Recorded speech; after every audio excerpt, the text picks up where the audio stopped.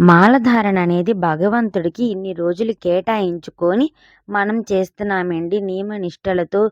ఇదిగో అమ్మ నీకోసం నేలపడకేసి నీసమోసాలు ఏది భుజించకుండా అల్పాహారంతో ఒంటిపూట భోజనం చేసి నీళ్ళ స్నానంతో నీకు సేవ చేస్తున్నాను తల్లి. ఇదిగో ఇన్ని రోజులు నీకని కేటాయిస్తున్నానని మనము నియమనిష్టలతో భగవంతుడి కోసం మనం చేస్తున్నాం.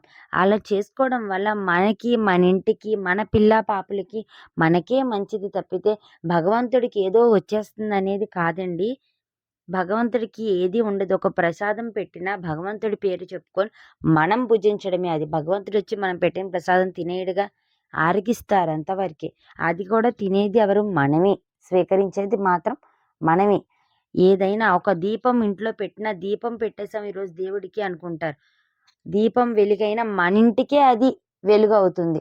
ఒకళ్ళొచ్చి నన్ను అడిగారు, భగవంతుడికి చేస్తేనే జరుగుతుందా అని. మన సంతోషం కోసం మనం భగవంతుడికి కేటాయించి చేస్తున్నాం.